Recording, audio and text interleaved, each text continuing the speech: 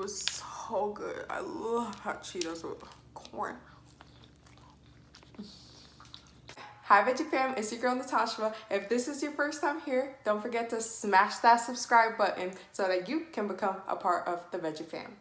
Okay, so in today's video guys, we are going to be eating some hot Cheetos with corn. One side has mayo and this side has butter, okay? And then we have some plain corn, and we also have some Sprite and orange juice. So we're gonna pray for this food, and then we're gonna get right into it, y'all. Right into it. Ooh. I forgot to say we're also having a story time. Yeah. We're gonna finish off on that show we were watching. Oh my gosh, I can't even speak. I'm stumbling over my words. Okay.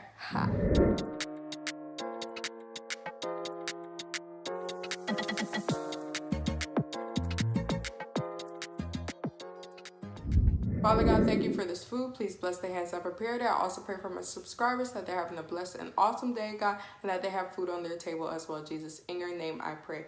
Amen and amen. Okay. So let me take a few bites of this corn, and then we're gonna get right into the story time. So the first one I'm gonna bite into is the one with the mayonnaise. Okay, no Miracle Whip. This is all just mayonnaise. Mayonnaise.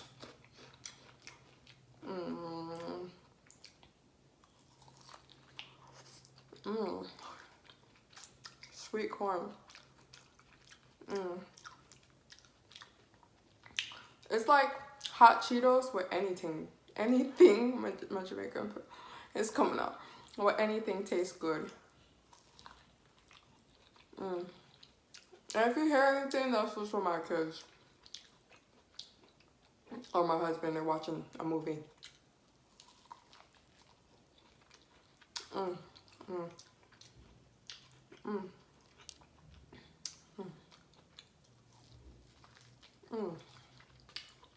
Now I see why people put hot Cheetos with everything. They fry with cheese, all type of stuff.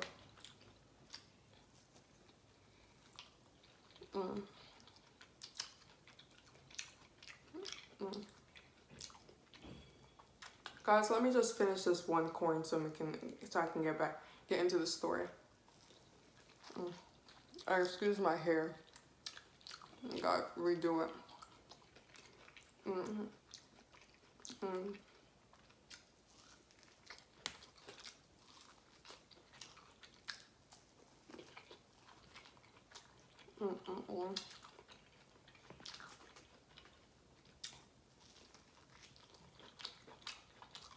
So good.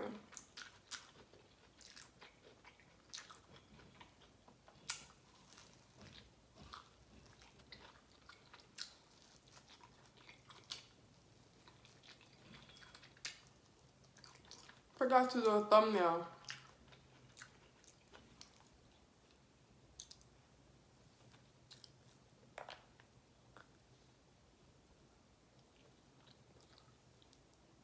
Okay, I think that should be good. Yeah, that'll be good. Okay. So I'm putting my corn on the cob. I'm not just throwing this on the floor. I'm putting my corn, whatever I'm finished with, in this bag. Again, my teeth. Okay, so without further ado,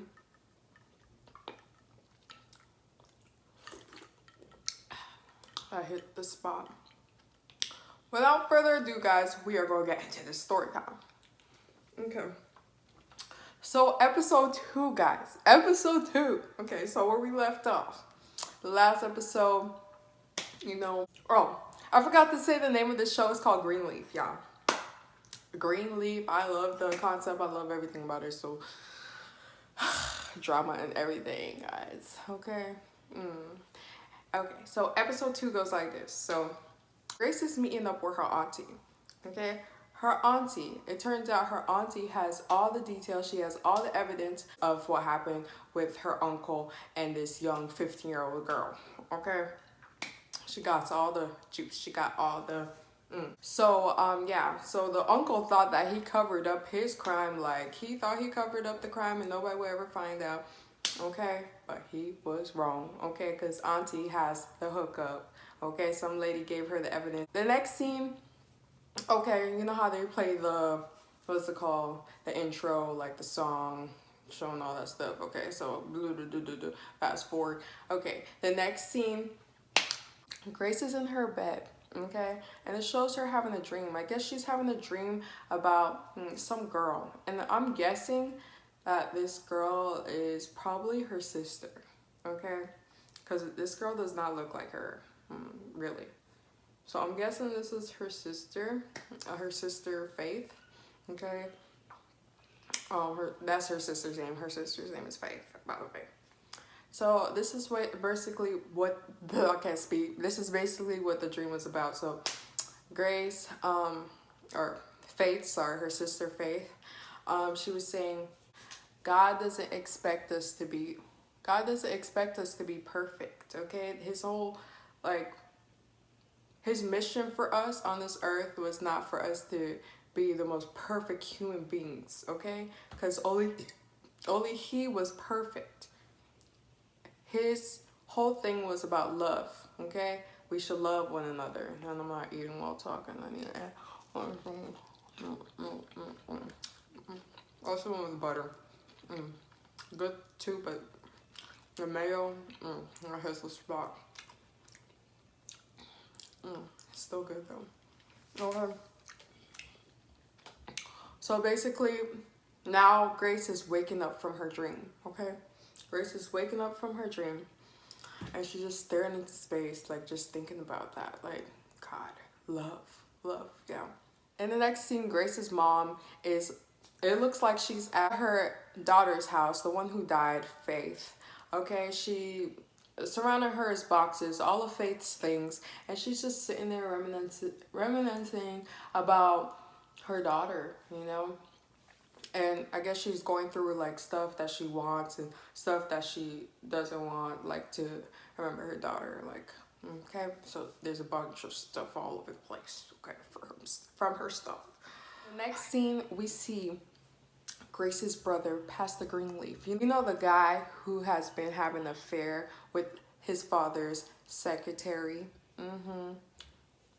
That the wife knows about? Yeah, that guy. So his father calls him up. He's in the bed with his wife, not the secretary, his wife. Okay. Basically, his father's asking if he can take over the dean board for him. And he's thinking like, like the board does not respect me, so I don't know if I should take this offer. And then his wife is over on the side like, boo, you better take that offer, okay? Your sister is here, okay? You have to make a really, really good impression, okay? Grace is there. She's the star child, by the way, if you guys didn't realize that, okay? I'm talking so much and I'm forgetting to eat some food. This thing is getting really good.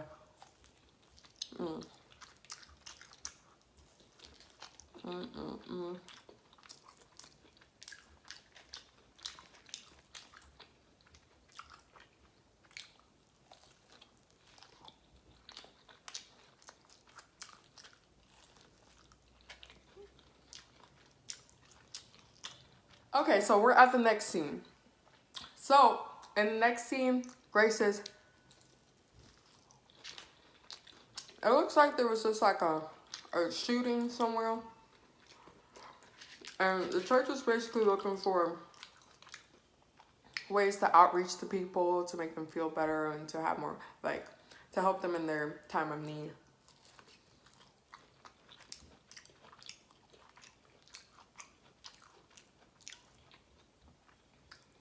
So Grace is at a church, in the hallway, where her father, and her, and his secretary, in the hallway talking. Grace's brother walks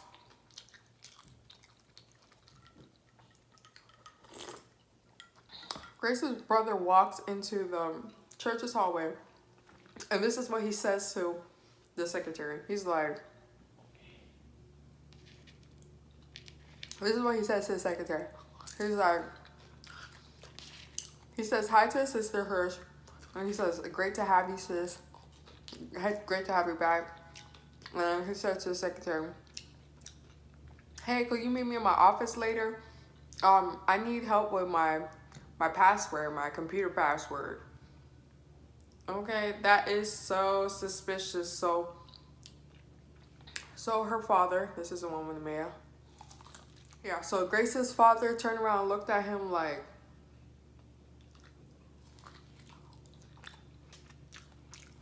that's so suspicious. Like, come to my office, I need help resetting a code, or I don't remember my code. Like, are you serious? That's his secretary, first of all, and second of all, like, gosh, we're in 2020, what? And you don't know how to reset a password? Like, come on.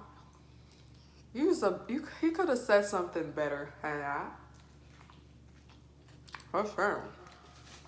So the next scene, Grace is with her dad, and her dad's basically sitting down telling her her new position. They gave her a position in the church, so she's back.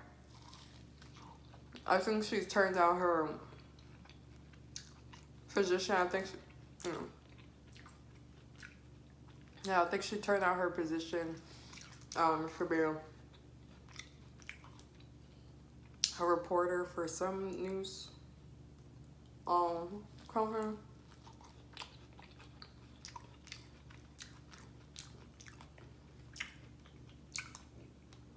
Okay, so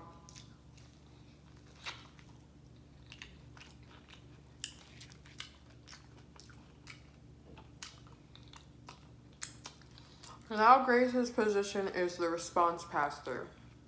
So basically what the response pastor does is that person is in charge, like, she's the first first person that anybody sees. Like, if they have a problem, she tells them where to go to seek help within the church, okay?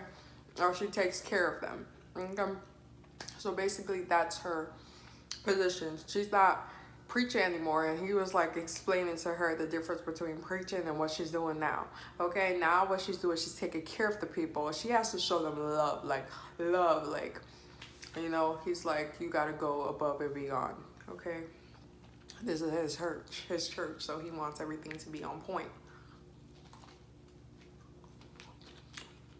And I was telling her how gifted she is, so how they're just alike, you know. She's almost at the same level as he is and all this other stuff.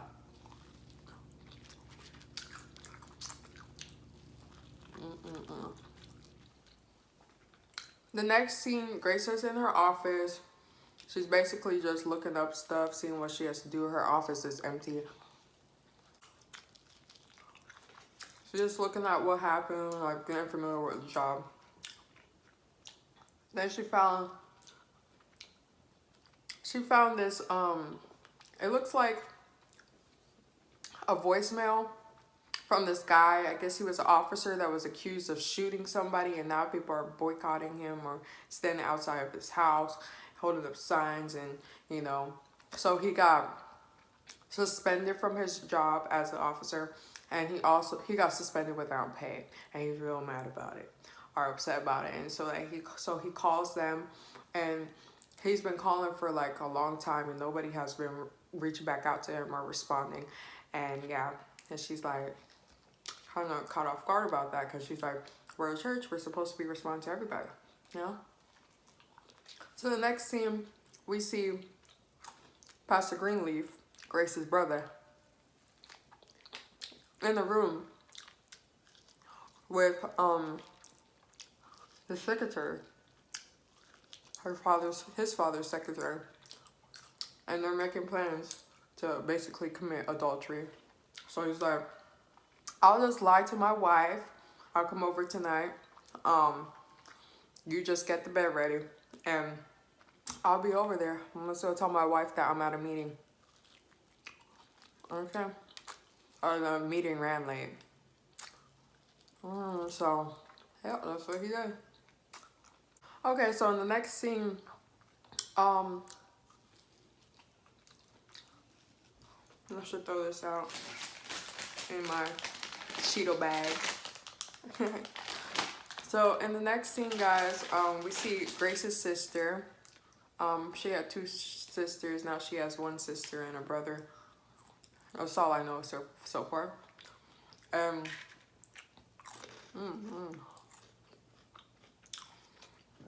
So her sister's in charge of the music, like music production. She's a music production pastor. Okay, that's her job. And so this guy, I guess he's like he's the guy who conducts the songs at the church. He's been doing it for years. You know, he picks out the songs that they sing and all that stuff. And basically, the sister is not having it. And he's like, that's old school.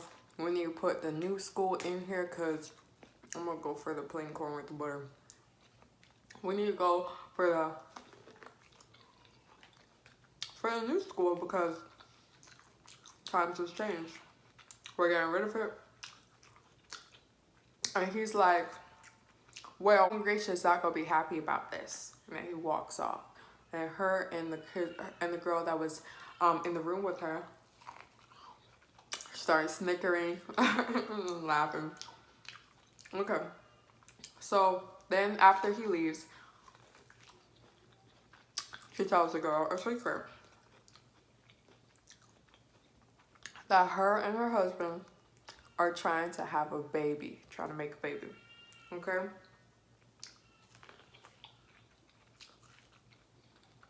They're trying to make a baby. Okay? And just that you have to promise not to tell anyone. The next scene, we see her sister's husband.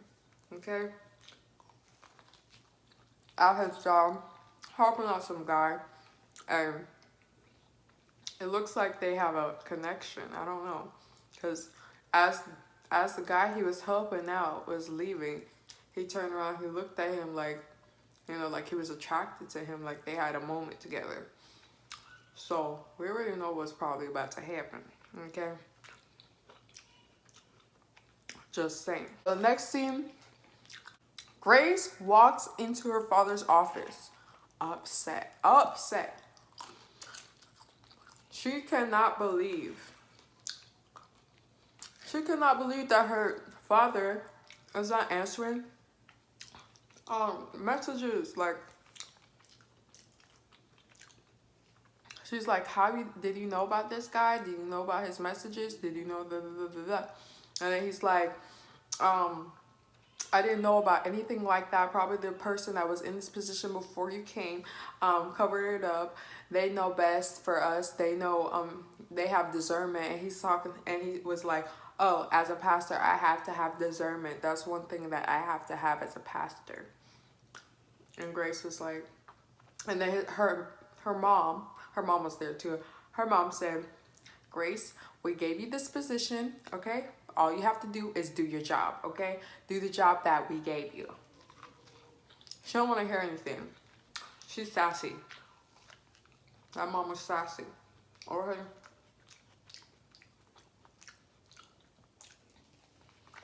And then she said she was telling her mom or her dad about this lady who wanted to baptize her granddaughter. Yeah. Without the mom there, without the mom present or any witnesses. Okay? And she wanted to get it done before the mother came back. And she was like, the father is not involved in the child's life. So, okay? The mom and the dad looked at her and said, just do what I asked. Your job is not preaching. Your job is taking care of the people. So just get to it. Okay? So she walks out, and then her mother, okay, is talking to her father. It was like she was resenting having her daughter there. Like, what I pick up is like, they really don't want Grace to be there. But they're representing God, representing love, you know? So the mom was out. Let's just say, this pastor is covering up a lot of stuff. He owes taxes. He don't want to show proof about his taxes. He just has a lot covering up, you know? And we're about to get right to it. We're going to find out what he's actually covering up. What else is he covering up, okay? So in the next scene, Grace is on her computer. Okay, she's on her computer and she is looking at the evidence. A lot is falling. Looking at the evidence that her auntie gave to her of her uncle. Trying to see everything that was covered up. So, the 50-year-old girl is in the interrogation. I can't even speak today. Interrogation room. Okay. Talking about what happened with the uncle. She said her age. She was 15. By the way, her name is Danielle. That's the name of the girl. Okay. So, yeah, she's just saying he raped her. Like, at first it was like, oh, he was trying to help her learn how to do something. And after that, it turned into, he started forcing himself on her and then kissing her. And then he just was, she was like, I'm going to tell her. He's like, you got no proof. Okay. No one will believe you. Okay. So he was confident that nobody would believe her. So she was like, you know, done for regardless. So he didn't care. Okay. So that's what she's saying. Okay. And she basically, Danielle, she dropped the case. Like, you know, first she had the case out and open, and she dropped it for some odd reason. And Grace wants to get to the bottom of it.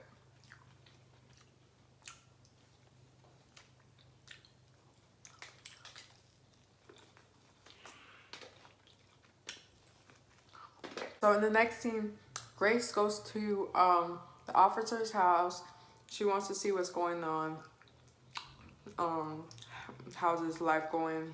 He sounds stressed on the phone and stuff. As soon as she finds out that all he wanted was for someone at the church to say that they were his advisor and stand by him during his trial. Okay? So he can look better. And everything could just be done with, and he can move on with his life and get back to his job and everything. Okay, and she looked at him like, do you actually want someone, this is what she asked him, do you actually want someone to be your mentor? And then he said, if that would make me look good, I'll do anything. And she was like, so anyway, she takes out an envelope and she gives it to him, okay? And she asks him, so, since you're an officer, do you think we could reopen this case? Okay, it was a case with Danielle. Do you think we could reopen this case if she dropped it? If she dropped the charges? Okay. No one will believe her. No one will believe Danielle because she went back on her word. Okay, so it's like she's a useless witness, okay? Her what she says is nile. And he like the only way that can happen is if he had proof that that person, like the uncle, tried to manipulate her into backing out. So yeah. The next scene, Grace is shown at Danielle's house. Okay. She's at Danielle's house trying to figure out what happened. She knocks on the door. Okay. It looks like kind of like a bad neighborhood. She knocks on the door. And Danielle's mother opens the door. Danielle's mother is quick to deny everything. She's like acting really scared. She's like, every question that Grace asks her, she's just like, no, that's not true. We don't go to that church anymore. We used to go to that church. We want nothing to do with you guys. We want nothing to do with that church. We're not saying the word. Okay, she closes her door and she leaves. And she says, Danielle, don't come out here. And the next scene, Grace, Danielle's mom is shown on the phone. Who is she talking to? No other than Grace Grace's uncle, the one who raped her daughter, 15-year-old Daniela.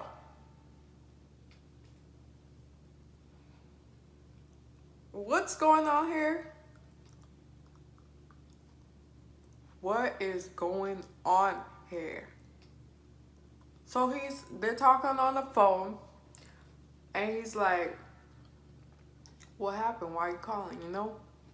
And she's like, well, one of your Greenleaf people has been over here. And he's like, Grace, okay, don't worry about it.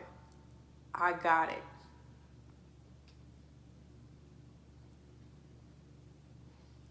Okay, guys, so that was the end of episode 2, okay? If you like these type of videos and you want to see more like it, please hit that thumbs up, and also don't forget to subscribe below. Again, I make new videos almost every single day, and I can't wait to see you guys in the next one. Bye. Okay. Oh my gosh, this food is so good. I love hot Cheetos with corn. Hot Cheetos with anything, I should say.